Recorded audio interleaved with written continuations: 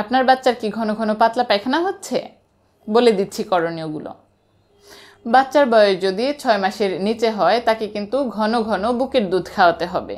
যত বেশি বার সম্ভব তাকে বুকের দুধ খাওয়াতে হবে। নিজে নিজে এর বাইরে এক ফোঁটা পানিও দেওয়া যাবে না। যদি কখনো ওর স্যালাইন দেওয়ার প্রয়োজন হয় তখন কিন্তু ডক্টর পরামর্শ দিবেন এবং সেই পরামর্শ অনুযায়ী সঠিক মাত্রায় তাকে দিতে হবে। বাচ্চার বয়স যদি 6 মাসের উপরে হয় তাহলে তার প্রত্যেকবার পাতলা পায়খানার পর অবশ্যই ওর স্যালাইন খাওয়াবেন।